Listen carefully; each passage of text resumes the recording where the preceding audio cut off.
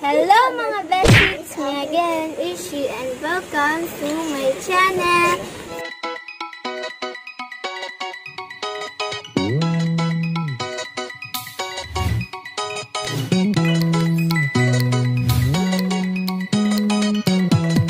For today's video, magtatanim po tayo ng yung kit na binigay ng Department of Agriculture. Ayan.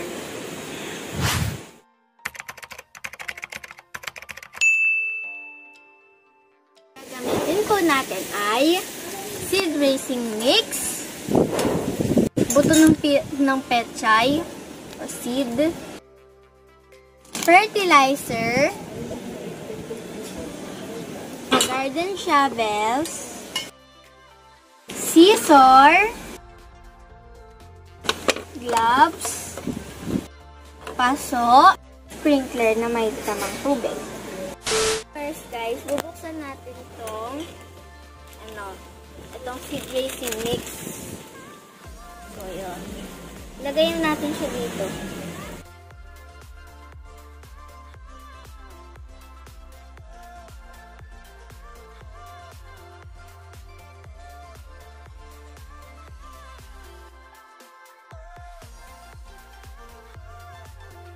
So, mag-gloves na tayo. Nakulit na gloves. So, gloves. Gloves. First, dapat.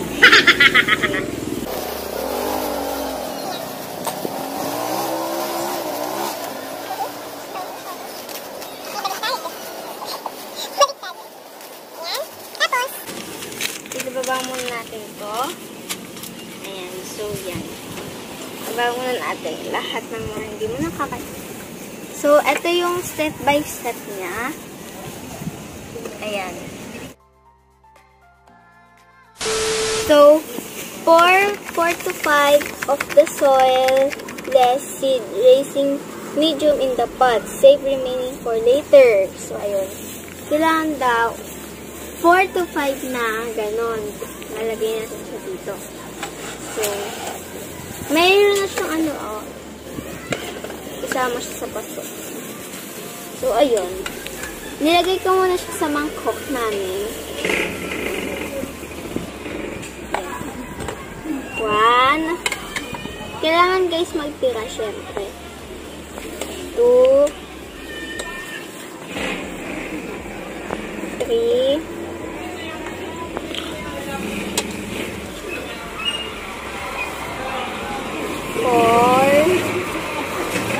4 lang guys.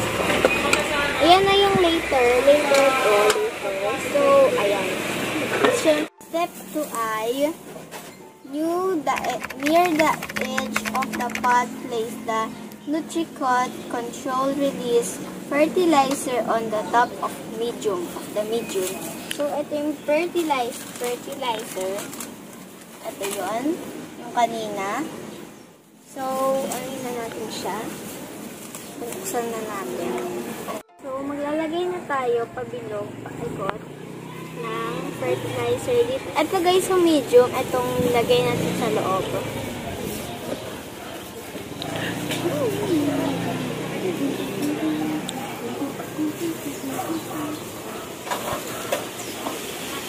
Ito kung ilang ilalagay yung fertilizer. Kaya, yun, pinaikot na natin. So, next is step 3. Put the seeds on the top. Sprinkle the remaining medium to cover seeds. So, ito nga guys yung diba, medium. So, ayan, medium, pechay. Ayan. Ito na yun, pechay. Seeds na pechay. So, ito. Open na natin.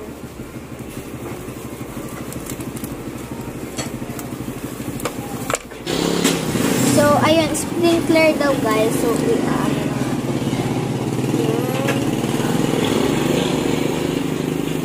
ayan.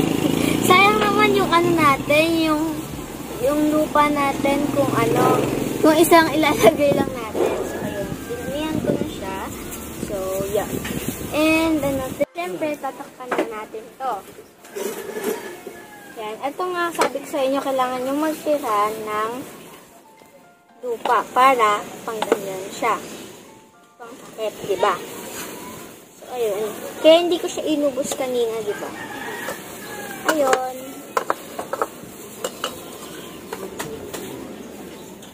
Ayan.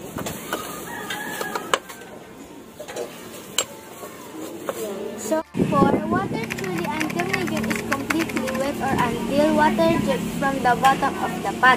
So, ibig sabihin guys, kapag kapag diniligan daw natin, kailangan daw may lumabas na tubig sa ilalim ng pot. Kaya pasok. So, ito yung water na ito yung sprinkler na may tubig. Wait, check natin na. Ayan, may lumabas, diba? So, step 5. Place the pot in the sunny place. Water twice a day during morning and late afternoon. So, kailangan daw ilagay siya sa sunny o maaraw. So, ayan, kagaya niyan, mga petsa ni mama. Ayun. Diyan, nakasani sila. So, doon natin ilalagay yung masani doon. So, let's go. So, ilalagay na natin siya doon. Sasani na dito. Ayan, dito para mas naaarawan siya. Ayan, para hindi natin ako mahirapan, hindi ko na siya tinanggal yung niya doon. So, andyan yung mga ibang halaman ni mama na mga ornamental plants, kagaya niyan. Tapos, meron din doon sa kanya nating pinagtanhan. So, ayun. Kailangan din natin maghugas pagtapos natin magtanim. Para malinis ang ating mga kamay pag tayo ay kumain. Tanggalin natin ang bulbs at itapon ito sa tamang basurahan. Lilinisin lang natin yung pinag-anuhan natin na lugar. So, one time panlinis. So, dito po nagtatapos ang aking video. Please like, share, and subscribe. So, i-update ko na lang po kayo araw-araw. Pipicturean ko na lang po. Bye-bye! Thank you nga po ulit sa Department of Agriculture or DA. Bye-bye! Ito yun. Yung bag nila. Or banking. Or banking.